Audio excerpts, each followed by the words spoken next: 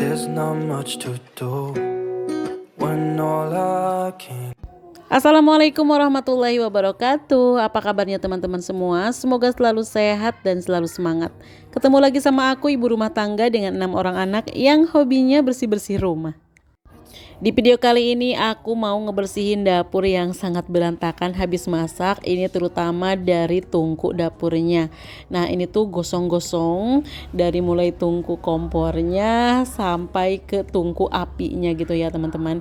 Ini semua mau aku bersihin kembali sampai kinclong dengan hanya beberapa bahan yang ada di rumah aja.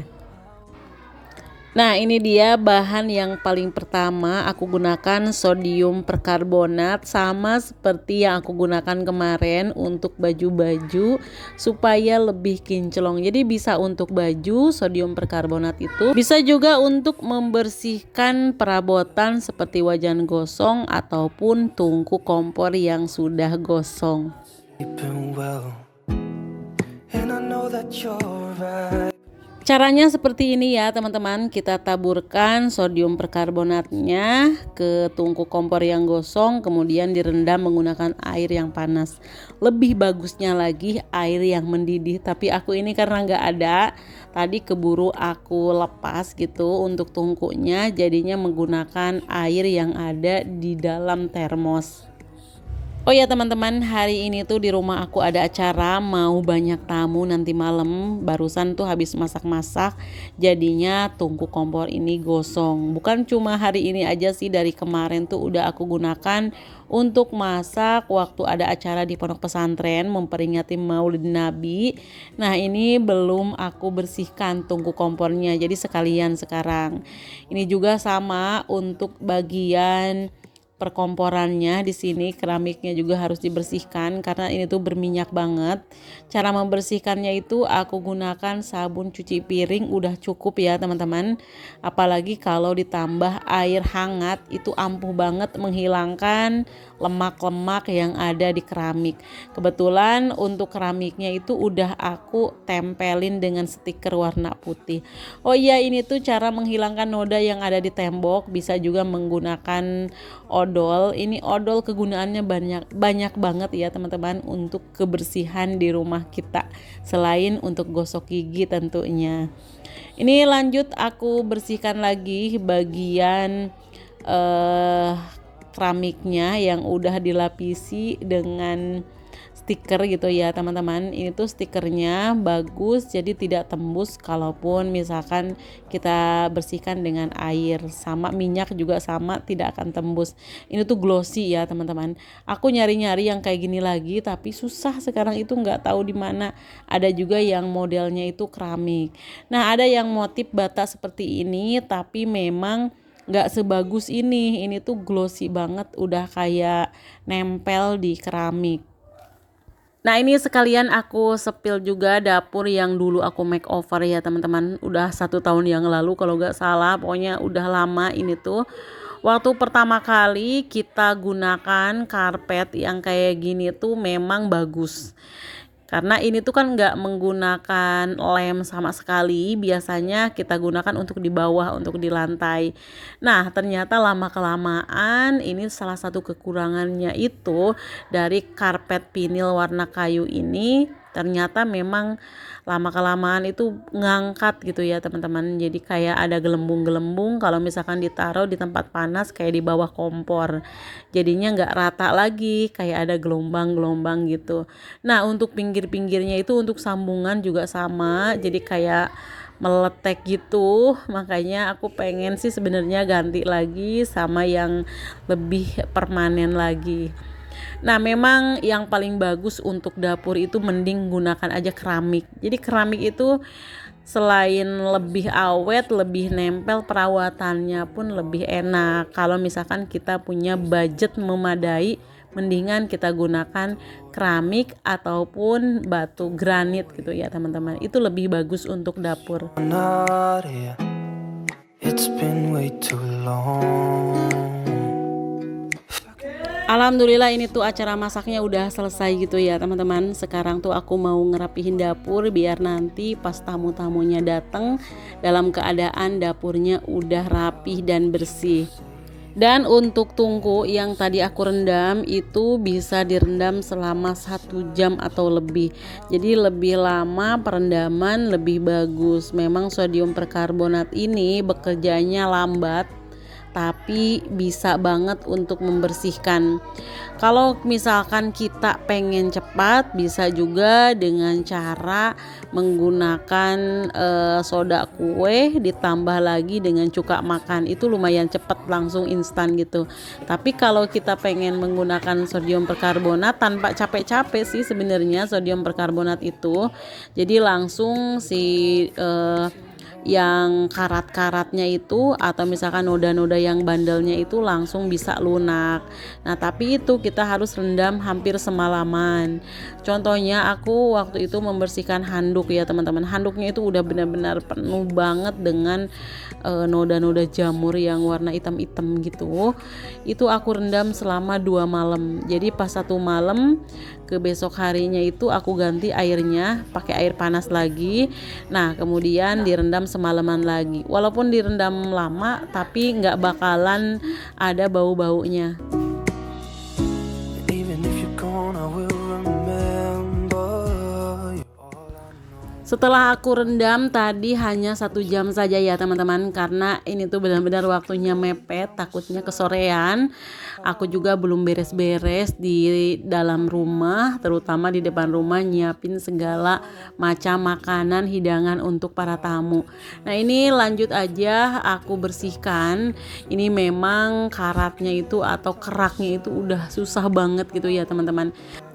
Karena memang aku tuh kepengennya ini sampai bersih gitu, jadi aku gunakan cara yang kedua. Nah kalau ini kita gunakan soda kue, caranya kita taburkan seperti ini aja. Setelah itu langsung kita kasih cuka makan. Ini pun sama, bisa direndam selama 1 jam. Tapi ini langsung aja aku gosok-gosok menggunakan penggosokan sikat kayak gini, terus nanti pakai juga sabut kawat. Nah tenang aja, sabut kawatnya itu jangan yang tajam-tajam, ini udah jinak ya teman-teman. Ini sebenarnya untuk kotoran-kotoran yang kerak-keraknya yang tadi nempel banyak itu udah bisa juga udah lunak gitu ya teman-teman. Tapi memang untuk hasil yang kayak baru lagi itu kayaknya gak mungkin. 'Cause you're not here. It's been way too long. If I could lay down beside you, I would. When nothing really matters, that's all I wanna do. I hope that you are safe and that I will see you soon. If I could lay down beside. Sebenarnya kalau misalkan pengen tungku kompornya selalu bersih, kita perlakukan seperti piring-piring yang lain. Sehabis digunakan langsung aja dibersihkan. Dengan begitu nggak bakalan ada yang namanya kerak di tungku kompor. Kalau udah kerak apalagi sampai berkarat itu bakalan susah ya teman-teman. Nanti malah si lapisan hitamnya itu keangkat. Tapi kalau ini masih mending, bisa diselamatkan.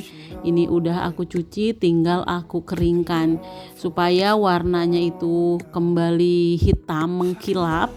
Warna apapun kalau misalkan dari stainless kayak gini, kita bisa gunakan minyak kayu putih ya teman-teman. Minyak kayu putih itu bisa untuk mengkilapkan. Nah minyak kayu putih juga bisa kita gunakan untuk misalkan layar HP yang udah burem, udah kotor banget, pakai kayu putih, pakai tisu bakalan langsung kinclong lagi. Nah ini tungku kompornya udah kinclong, udah benar-benar mengkilap seperti baru lagi.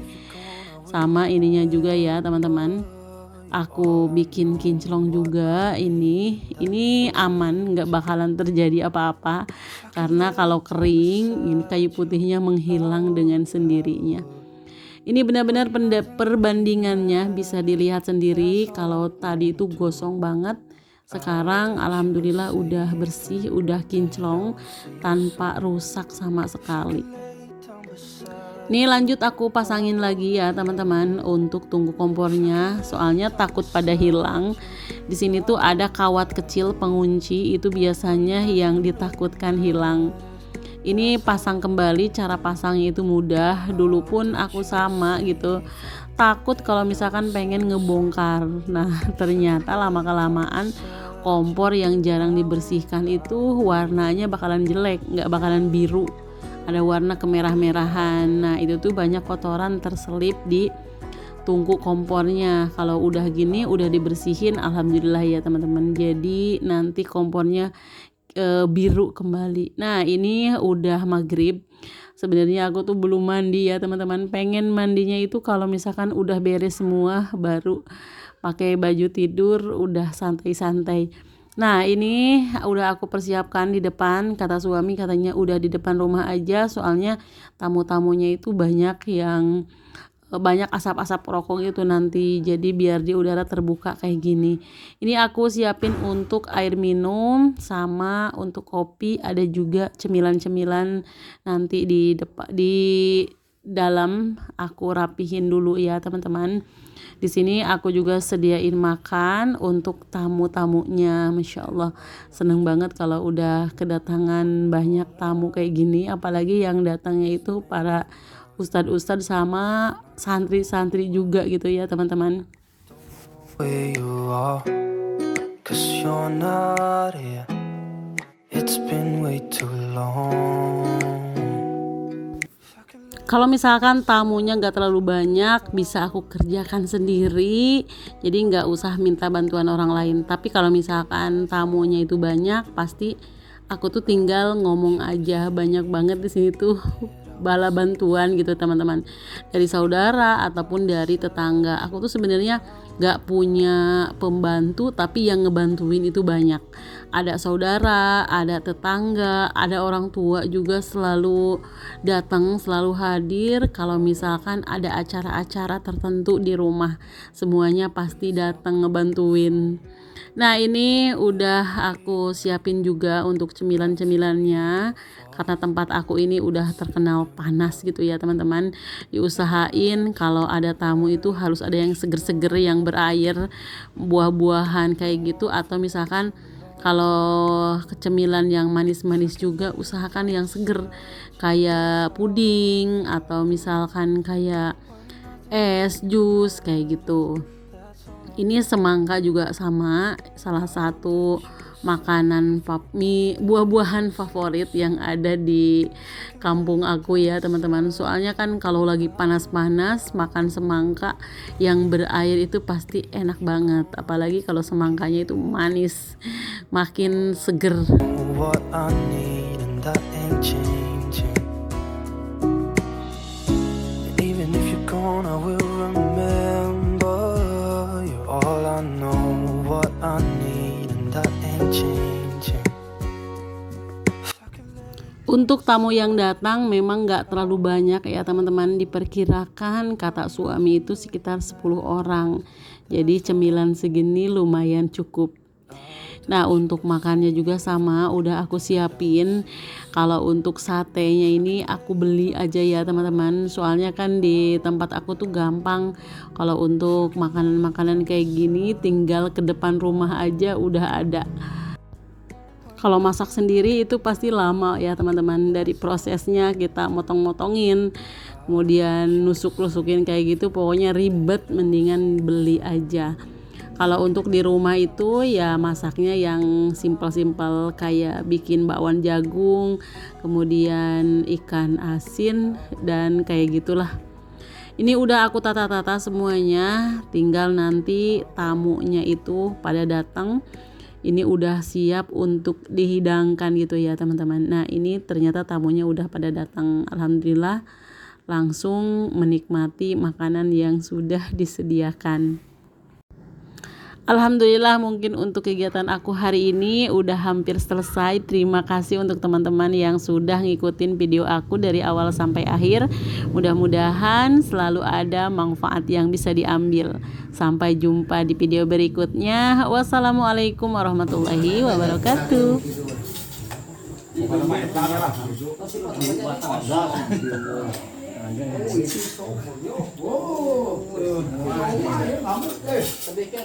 Kuat,